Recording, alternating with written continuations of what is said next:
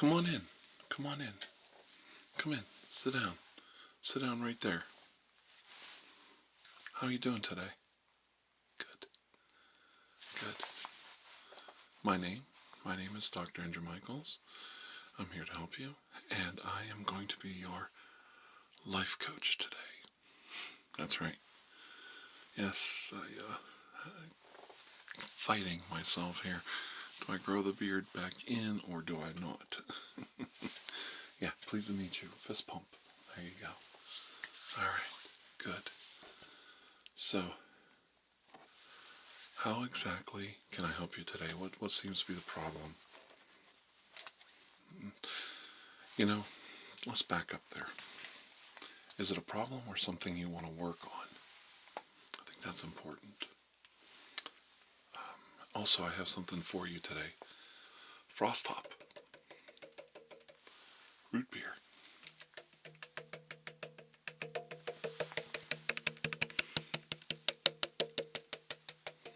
Yeah, it's classic. I usually get one of these once in a great while. Caffeine free. Premium root beer. Frost Top. Yeah. Good. Good.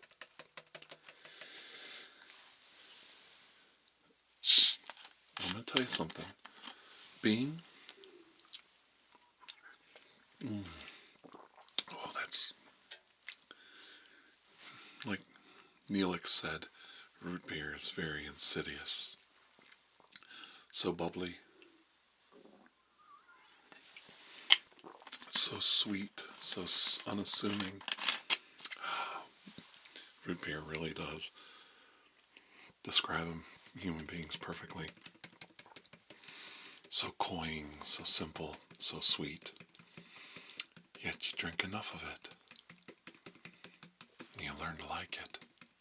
It's absolutely disgusting, though. Overly sweet. Overly sugared. You know, what is root beer?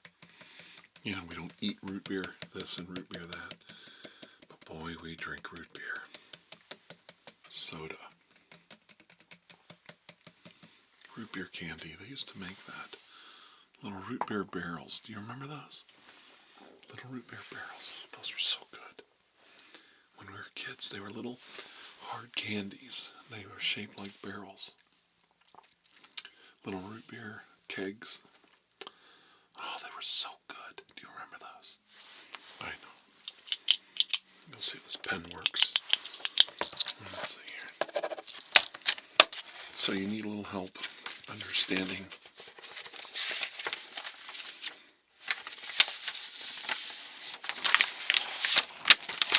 how to navigate the world today as a young man or a young woman. Okay?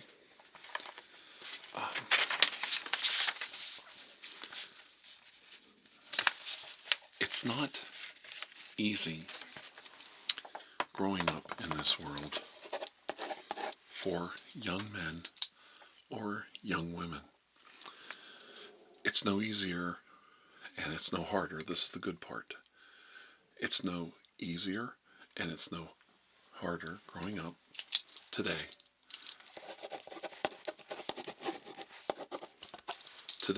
in this world than it was when I was a young man, when my dad was a young man, or even probably my grandparents. Of course, they grew up in the Great Depression, so but things were horrible. But things are always horrible.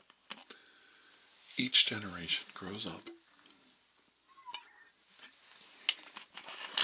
with their own set. Man, that's really good. That's really good today. They grow up with their own set of problems and issues that they have to overcome. In my case, we were a transitional generation, and we were switching from one kind of economy to another. And wages actually kind of stagnated. And the job market was really tight because there was too many people for not enough jobs. and automation took away even more jobs. So when I was getting out in the job market, it was really hard to find something that paid decent and had benefits. And I think I should stick to my own story because I think it's really relevant and it speaks a lot. I was set to go to college. Um, I had some school set up and some stuff paid for, and I even I was going to take a trade school. Keep it simple. I was going to get a trade school, get a job, and then I was going to work my way through college. So I was going to go to get training in the service industry, the hotel and travel industry. And this is back in 1986 when I was graduating. And I was going to then, once I established my job so I could pay my bills, I was going to go to college. Now, the reason for this was my parents couldn't really help me a lot. And that was fine. I didn't have a problem with financing my own future and building my own career. And I had ideas of what I wanted to do. I was going to be an art English major, something. So I even went as far as to go to Youngstown State University in Ohio, and I took a college entrance exam for English placement, and I scored extremely well. And they suggested I take honors English at YSU, and I was blown away by that. I was so, maybe it was nothing to get told that you should pursue honors English at Youngstown State University. Ooh. But for a kid having a lot of problems in school and a lot of problems at home and a lot of problems figuring things out for himself, I had to work all the time. So school was secondary all through my high school career. To realize that I worked hard enough, that I tested well, that I had the wits to score very high on an entrance test, and they recognized it and were at least giving me an opportunity to prove myself. I couldn't have been happier, and I think about that so many times. Well, that summer when I graduated, some things happened. I don't want to sound like I'm blaming or pointing a finger, but there were things that were out of my control happened. My father, who was the sole support of our family financially, got ill, keep it simple, and he started a career path from working and supporting our family to a career path of going into disability and having a really several hard years in front of him. And that happened the summer I graduated. I came home from a 8-hour work shift, and I had to jump in a car with my mother, dirty and exhausted from work all day, and drive to the hospital. This feels like a little off center. And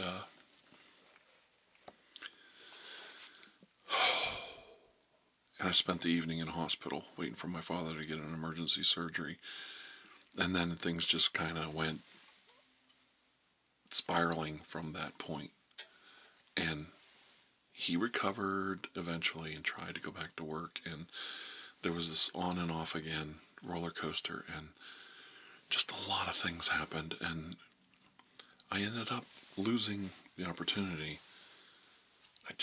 I needed some help. I couldn't do it all on my own. And a lot of my money was going to helping my family. And I ended up not going to the trade school. That was the first thing I dropped. And then later on, I just gave up on going to college for now. I'm like, I'll go to college later. I'll go to college next year, the year after. And I started working really hard trying to find myself a job that would support me and then give me some extra money to help my family out. And wow, those jobs didn't exist. and I was struggling. I had no health care when I was 18, 19. I got injured. It was a minor injury, but it set me back. I actually had a couple injuries because young men do that. One was a dental accident, and then the other one was I cut myself really bad by accident working on a car. I had to get stitches, and these bills just add up, and it's like I was getting no help, and I was just really frustrated, and I was, I'm angry about this to this day. I was helping my family, and I was being told, "You're 18, you're on your own. You're 18, you're on your own. You're 18, you're on your own." And they it's like I'm helping you, but you're not helping me. You're telling me I'm not part of the family, but I'm part of the family. I got to start like paying rent and supporting the family, and yet I'm getting zero bunkus out of this, and I better start paying this bill, paying that bill. And it was like, I'm not angry about it now, but I'm frustrated because I was not seeing the big picture. The big picture was I needed to focus on goals. And this is something I want to stress to all of you watching right now. You have to focus on personal growth, personal goals. This pen's not working right. And you have to, that's better. You have to stay focused. Excuse me. Even when things are dire or stuck in quagmire and there's no personal growth that you can see day to day, you have to have goals, and you have to have an end game. You have to work on things that are going to benefit you long term. You have to have very short term goals, short term achievements that get you from point A to B, and then you have to also stay focused on them, the end goal, the A to Z of life.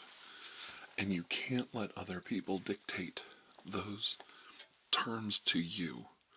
You can't let other people make those decisions for you, because they will. They will take one look at you and see an opportunity to foist or drop crap on you that makes their life easier. And this isn't me bad-mouthing family. This is just how humanity works. Okay, my workload is 10 pounds, your workload is 2 pounds. If I can shove 2 pounds of my workload on you and you and you, I'm down to 2 pounds of workload, and you guys are all up to 4.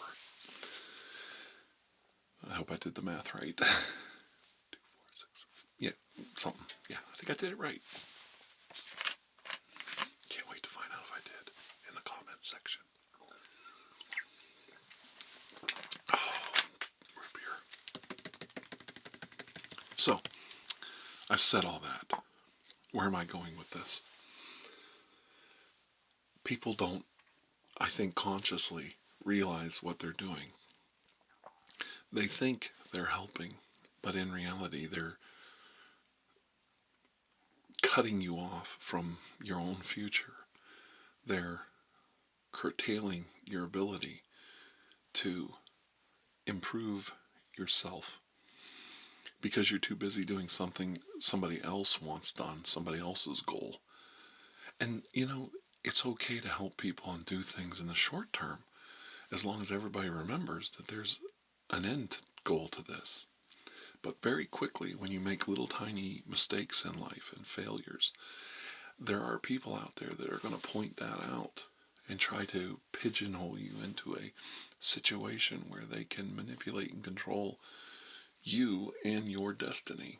We can't help this because we've been indoctrinated, many of us, at least in the United States of America, whether people want to admit it or not, we've been indoctrinated since we were children into obeying. Obey, obey, obey, obey. You know, be servants, be servants, be servants to the Lord, the Sky Daddy up there. Be servants, be good, behave, obey. And this form of constant conditioning and indoctrination turns out people that are 18, 19 years old and mortified at the fact of making their own way in life, finding their own destiny. If you're not a highly determined person with opportunity, if you don't have the opportunity right there in your hand, like, okay, I'm signing up for the military and I'm gone, or I got a scholarship, I'm gone, or I got a high-paying job, not high-paying job, and a career in a trade, and I'm gone, I'm on my own. You know, I have my own financial means, I have my own financial ability to make changes in my life. See, the finances and then your opportunities go together. And if there's any error, any crack in that porcelain vase of your life, you're going to collapse. You're going to lose. You're going to get stuck. You're going to get bogged down in a really thankless position in your life.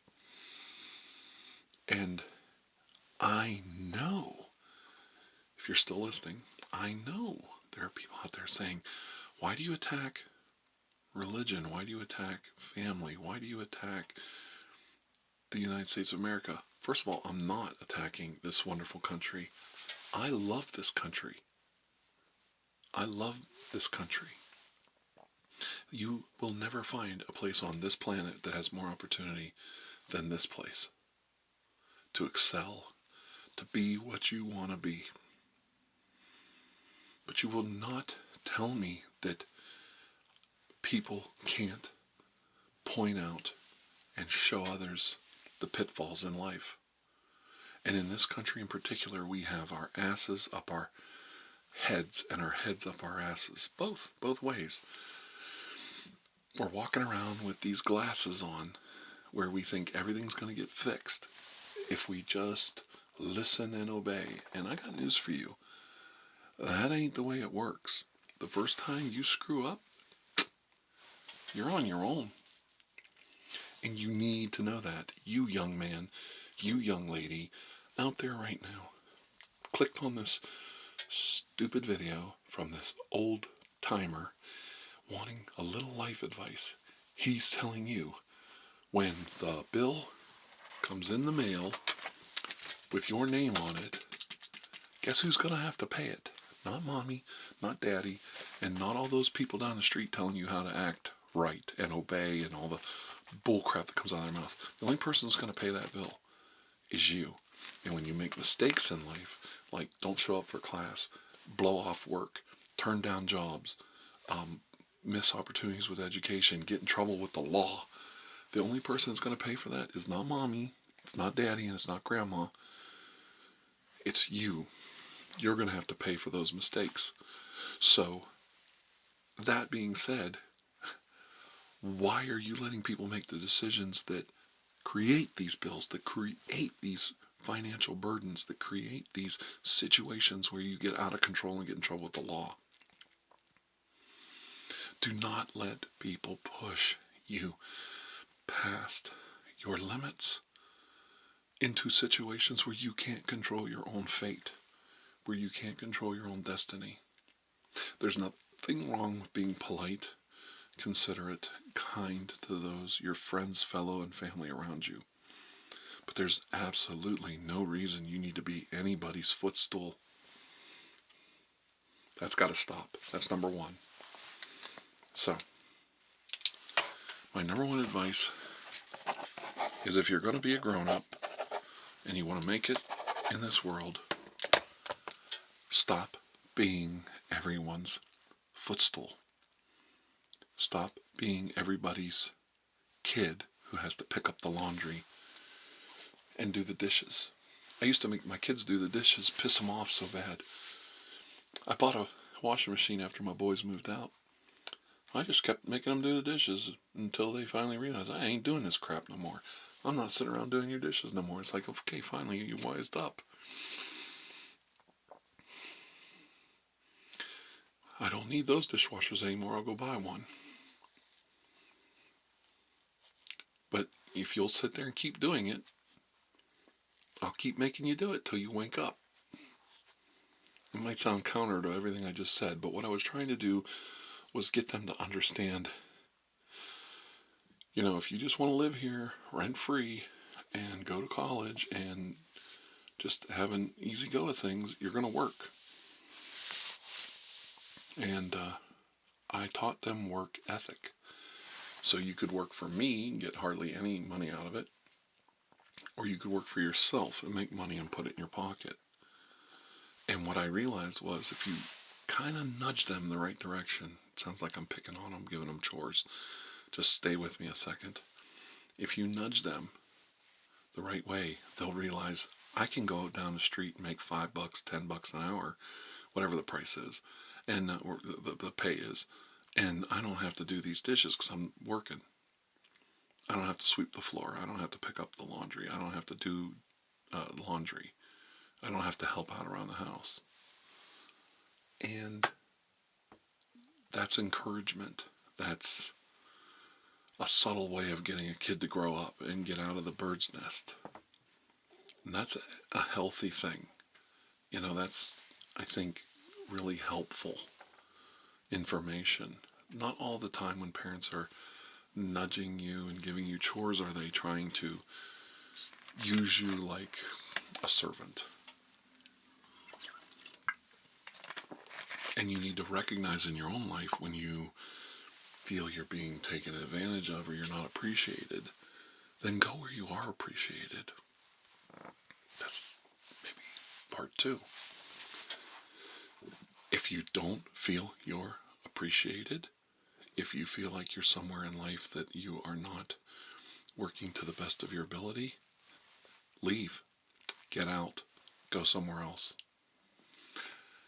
When you come up to a wall, I got this advice a long time ago from someone I really didn't like, but they were right. They were right. So here I am sitting here saying things that you may not agree with, and it might be agitating the hell out of you. Why is he down on this? Why is he down on that? But the advice is still there. There's the opportunity to learn. I didn't like this fellow, but he told me his outlook on life was when he came up to a wall and you couldn't go forward anymore, he would go right or left. You go forward in another direction. You're not going backwards, and you are not being stopped from your goals. You're just taking an alternate route. You're going forward in a new direction. Now let that sink in for a second. I had several setbacks in life. It was hard for me to articulate how I felt without sounding like I was ungrateful or an angry person at his family and his parents for the situation I was in.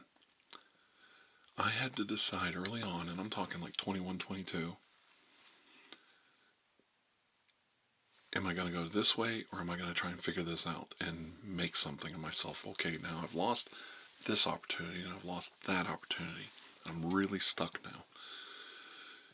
Am I going to let that define me, or am I going to go forward in a different direction?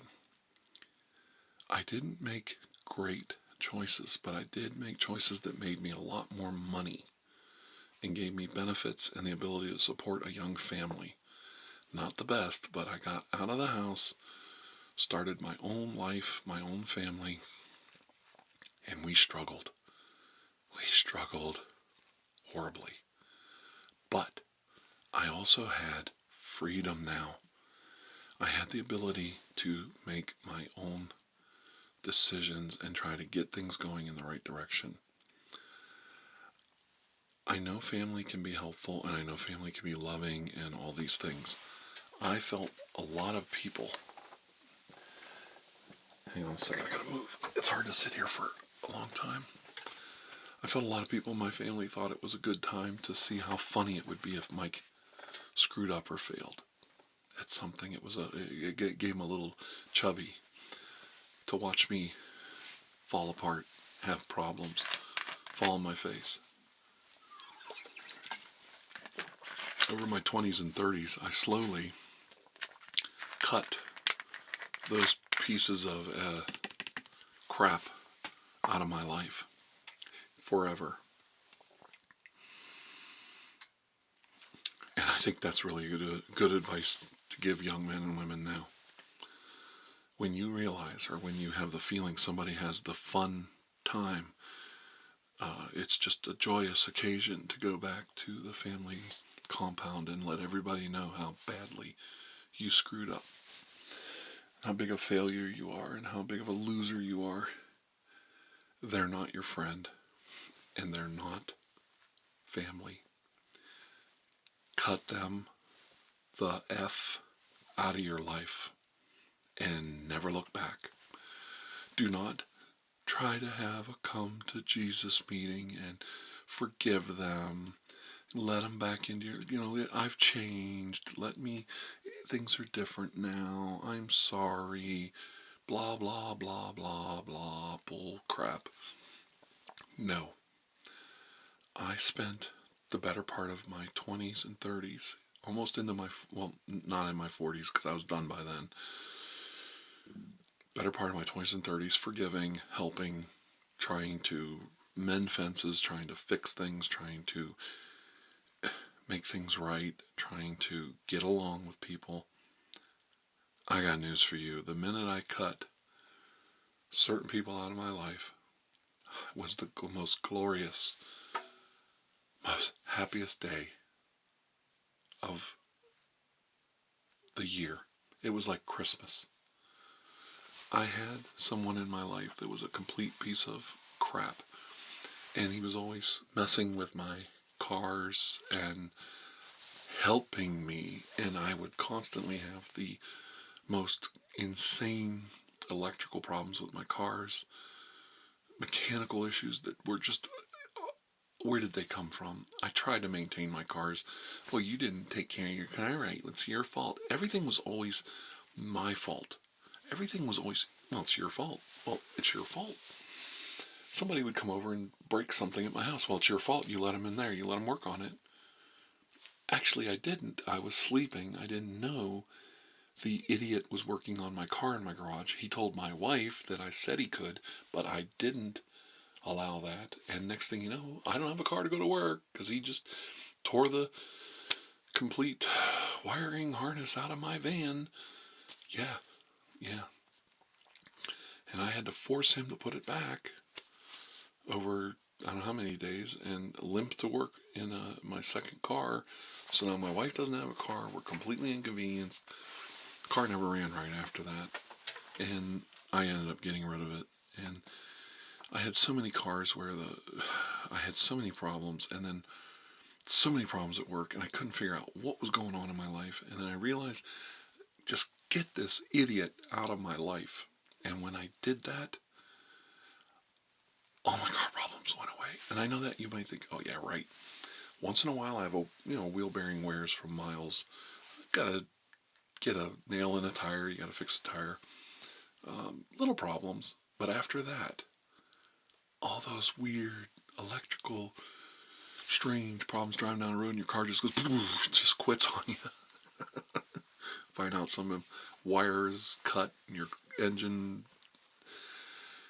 I don't think the person did it on purpose. I think they were just an idiot, and it was their opportunity to experiment on something that wasn't theirs. It didn't cost them anything, and it wasn't their problem. It was my problem, and of course it was my fault because I let them do it. And I used to get so angry because I would say, I didn't let him do it. I didn't say the person could do that. I didn't want this person coming over and strong-arming me into doing something. I'd have family members come over to help me, and they would strong arm me and into doing something where I had to spend money or do something that I didn't have the money for, that I wasn't financially prepared to do, and it would just make my life a misery. And I would go back to my family and say, this idiot is wrecking my life. I didn't want to do this. They talked me into it. Well, you did it. It's your fault. You agreed. Well, you agreed. Well, you agreed. And I hated that. But then finally one day, I realized something. I had all this anger, all this frustration that I wasn't being heard. They just weren't listening to me. I kept saying, it's not my fault. They're forcing me to do this. Now you got to pay attention. This is important. They tricked me into this, or they manipulated the situation. I didn't want this. Well, it's your fault. It's your fault. It's your fault. Well, it's your fault that happened. It's your fault that got destroyed. It's your fault that broke, because you let them do it. And I finally realized, stop. Full stop. You're right. You're right. It is my fault because I let this idiot into my life. I let this bag of garbage into my life, and they're stinking up the whole joint. Okay, it is my fault. You finally got that lesson you tried to pound into my head since I was a little boy, that it's all my fault. It's not your fault, Daddy and Mommy. It's not your fault at all. Oh no, you're just as innocent as you're just as white and pure and crystalline as the driven first snow of winter. No, it's actually all my fault. It's my fault at 12 years old that something happened, or 10 years old, or 8 years old. You're right. It is my fault. And now that's not going to happen anymore, because I took that bag of garbage and I put a piece of wire tie on it, and I took it outside and I threw it away. And the trash company hauled it away, and it's gone at the dump forever. And it's out of my life. And I started to look at my life and say, okay, this aunt of mine, who's a complete piece of human waste, out. Her husband, out. Other members, I won't say their names, out. And it was like overnight. It was like, you want to talk about magic? You want to talk about hallelujah? You want to talk about freedom? Freedom. My life dramatically improved. You're talking about a kid who was working 2 jobs, and his wife was working. We're making a lot of money, and we don't have anything to show for it. We always are having setbacks. We are always having problems in life. I cut all this crap, these people that were disgusting animals, out of my life, these holier than thou, moral thugs, out of my life, these disgusting pieces of garbage, their backwards, backhanded, backbiting, cynical, sinister outlooks in life. I was not their punching bag anymore. And you know what? My life went through the roof. And I was happy. And I'd get the occasional, oh, I ran into such and such, and they had a few things to say about you because, you don't come around, you don't visit, you don't, you think you're too good to come around and visit. And I'm like, you know what? You're right. From my mid-30s till now, at my age right now, so over 20-something years, 25 years later, yeah, they say that, Mikey thinks he's too good to come around. Mike thinks he's too good to, come to family things and sit there and let people mock him and make fun of him and degrade him and put his hood up on his car and start monkeying with the freaking wiring and, oh, look, you think you're all that because you got, oh, yeah. Yeah, I do think I'm all, you know what? You're right. You're right. I am too good to associate with you. I am too good to visit with you. I am too good to put your crap, filthy ideas in my head.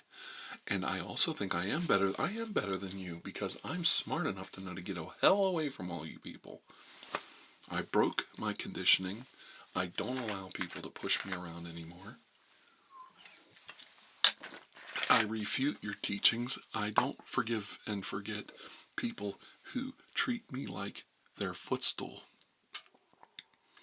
And I don't let people come in my house anymore and throw garbage all over the house. Then go to my parents' house or my family's house and say, you know that Mike, let me tell you about him.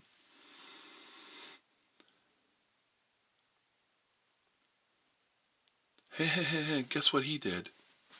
Hey everybody, look what he did. I should just hand him a megaphone, let him walk right out of my house. This is what I'm talking about. I remember a couple times when people couldn't wait to rat me out on something and embarrass me. This is the cynical, evil, sinister world I grew up in. And I am such a different person now than I was then. I was so angry and so ashamed of myself and so embarrassed. And I didn't know how to put things together. I didn't know how to build on top of successes because I was too busy cleaning up messes that people left me. It was like I had dogs and cats in my house that were untrained, shitting and pissing in my house, for lack of a better term. I need you to get this through your head as well as get it how it is in mine. I would have nightmares where I lived in a filthy, dirty house.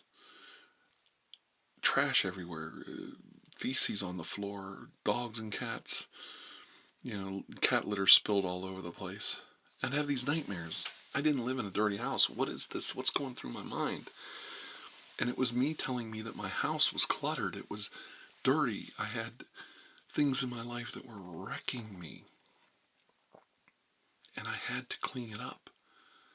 I had to gather it up, and I'm using this trash analogy to get you to think this way. To think, okay, this is just garbage. It's not helping me in my life to be subservient to other people's laughing whims and, them stroking me constantly, trying to get a rise out of me and wrecking my gosh darn life. This is not what I signed up for. You only have one life in this world. Whether they tell you whatever they tell you, you have one life. You have this 0 to 75 years to really do some fun stuff. Go to Disney World, go to Europe, visit friends, go skiing, sled riding down a hill, go catch a big giant fish out in the middle of the ocean. It's really starting to taste good.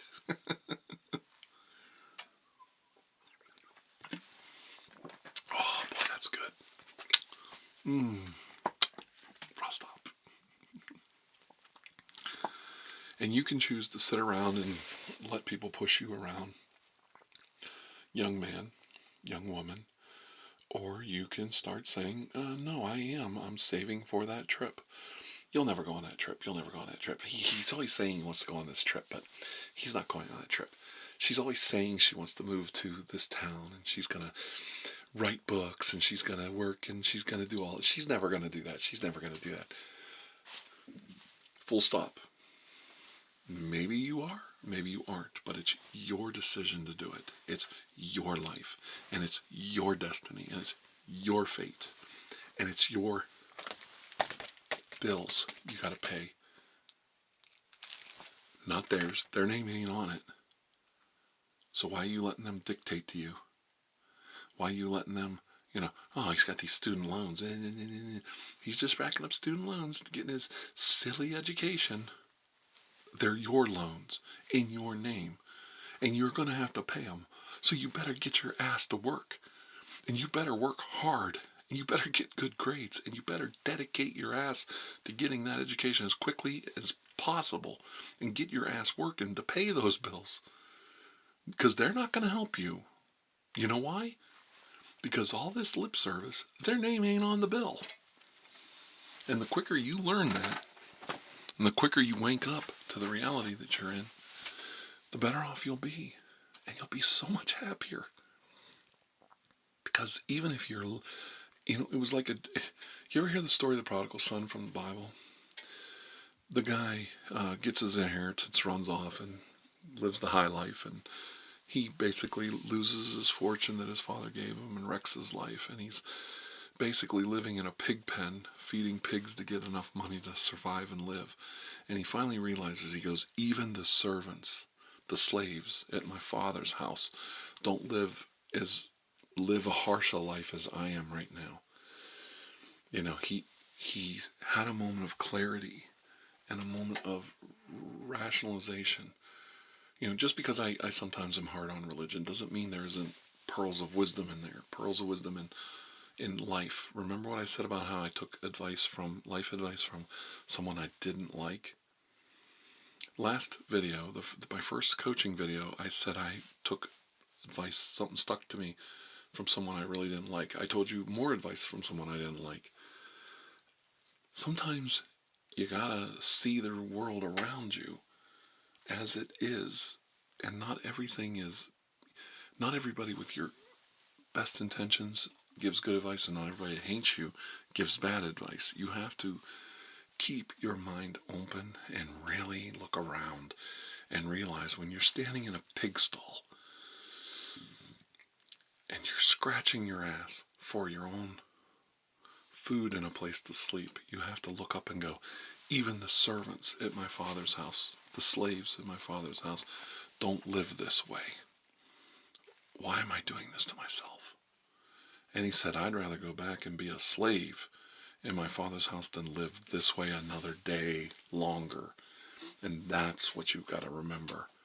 And he went back, and the minute he made a conscious decision to stop living his life the way he was, that was not working.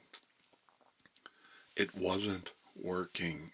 He was just drowning in his own crap, and he was literally drowning physically in pig crap. And once he realized, I've got to stop living this way, his life changed, and it changed forever. I've met some really nice young men and women, and I can see that they have all the tools to become successful people. I firmly believe you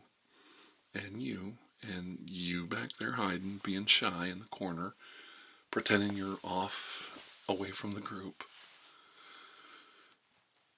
I really think you have the intelligence and the wisdom and the smarts, the general smarts, the life experience to make a go of things in life. In today's world, you're lacking a little bit of confidence. And the reason why is the way I was raised, I see society doing to you, young people out there, the same thing that was done to me on a microcosm level, like from family, that were intrusive and putting me down and stuff. I see society doing that, and the reason they're doing it is because it's happening. There's soon going to be more of you than there are of them. And they want you to know your place. They don't want you to get any ideas that you're going to be in charge around here someday. And they want you to know your place. And here's the guy in the in-between generation between you and them telling you, don't listen to them. Do not listen. Your place is where you want to be. Your place is where you make it. Your success is dictated by your achievements and your successes. I have a wire from my recorder stuck around my foot. Stuck right in my toe. Do not listen to them when they label you and they dismiss your generation. I hear it all the time. Oh, these millennials, what do you expect from a millennial? you need to tell them to just go, get stuffed. I'm trying to keep it clean. Don't let them pigeonhole you. Don't let them label you. There are so many young people out there right now awakening inside. Some of them are awakening about their physical bodies, how they want to live their lives. Some people are mentally waking up and realizing I want to live a different lifestyle than that's afforded to me. I want things to be different for me and my children and my family going forward. And some people have really lofty goals. They want to build a better world. They want to make a difference in this place. And maybe they want what their parents had, but just they want it for themselves. And they're willing to work for it. And you need to know you have every right to that. No one before you got it easy. They always act like, things were so hard for us and, blah, blah, blah. Or they say, back in my day, you could do this and that on a minimum wage job. I don't know why you kids can't make it today. And it's like, things are different. Times change. Restaurants open and close. Businesses open and fold. The world's not stagnant. What was good for you is not the same path for us. What is good for us is not the same path for you. You have to find your own way. And don't be afraid to make those decisions. Oh, so insidious. Nothing tops it but the foam. Mm.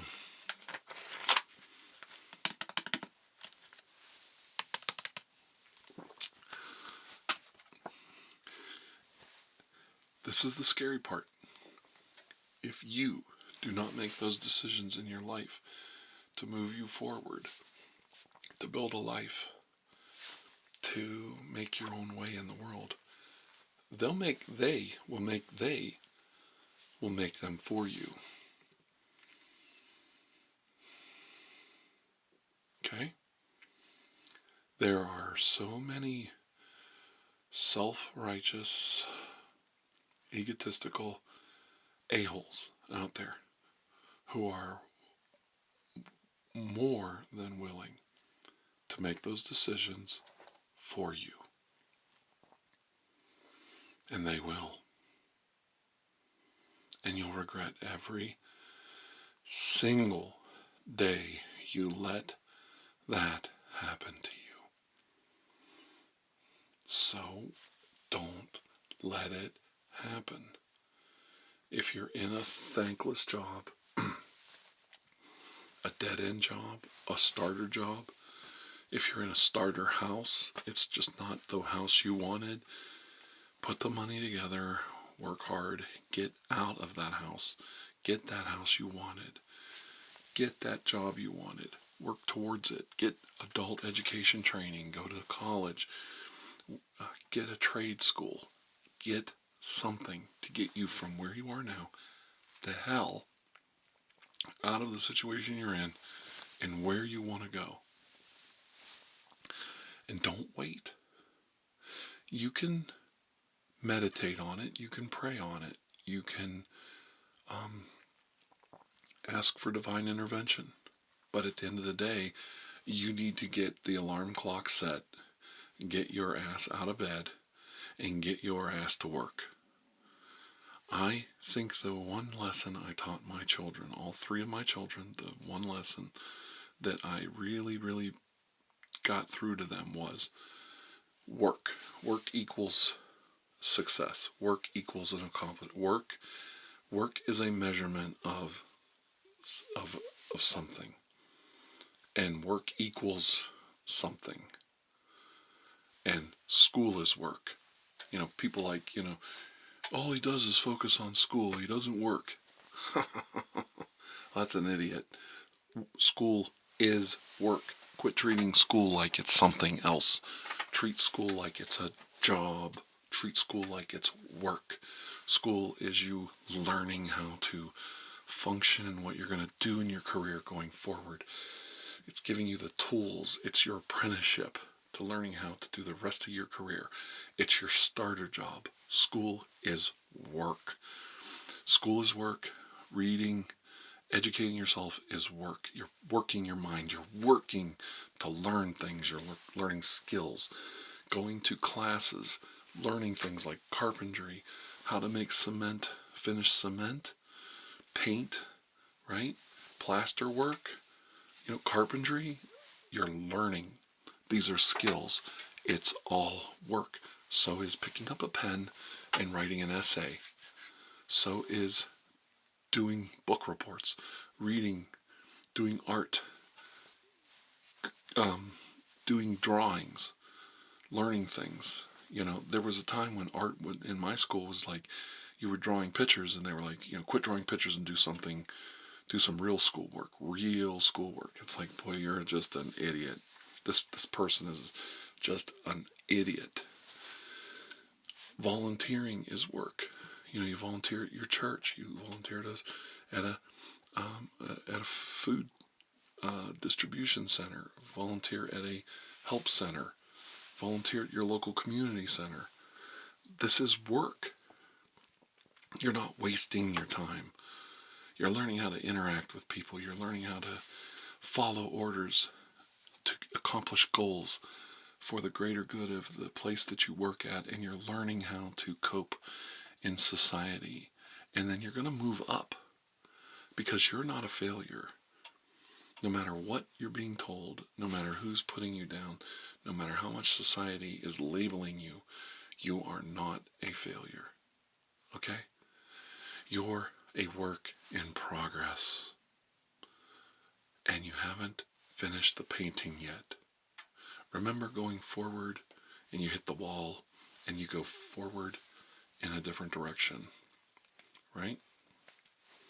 I just got off work. My fingernails are dirty. I just noticed. I hope you don't mind. I started out digging ditches and doing menial labor, and I worked my way up to where now I'm a control room operator. I run a whole power plant, and I'm happy. I'm the Homer Simpson of ASMR. Whoop-de-doo. But I'm happy. I accomplished my goals. I got the training, I got the education, and I moved up. And I got myself in a position where I want to be. And I got the people in my life that tore me down, tried to keep me down, tried to put me down and keep me in my place. Let me know where I belonged. Let me know that I don't, you're not better than us. Well, you know what? I got news for any of those people. And this is not you, my audience. Love you people. This is me talking to those people out there that thought, he thinks he's better than us. No, I don't think, not for 1 minute, that I'm better than you. I know I'm better than you. I am so much better than you. You'd have to get a step ladder. You'd have to crawl up a step ladder to put your lips on my ass. That's how much better I am than you. So, suck it. And that's the last time I'm talking about them. Because we're talking now. Me and my friends over here are talking. And we don't need any more input from you. So just can it. Recently, a piece of filth in my life tried to send my family and I friend requests through a girlfriend or something. Maybe they wanted to, shoot the breeze and talk about old times and make amends. Ooh, maybe give me the opportunity to apologize to them for all my malfeasance that I have done to them, supposedly. The rage that I felt. The reaction was we contacted our children, and my wife and I blocked this person. We went through and made sure we blocked all their accounts because the person had 2 accounts, and then they had a 3rd account for the girlfriend. We blocked them out of our life, and that was it. And I wouldn't even talk about this, but I'm trying to help you. I'm trying to communicate to you. This family member had done dirt to me and hurt my family and caused us financial and emotional distress so many times. They're not related to me, and as far as I'm concerned anymore. I don't want them in my life, and I don't care what happens to them. I don't wish them any ill will. I am not doing anything to hurt them or harm them. Don't even tell anybody. I didn't call up other family members and say, hey, tell them to leave me alone or anything.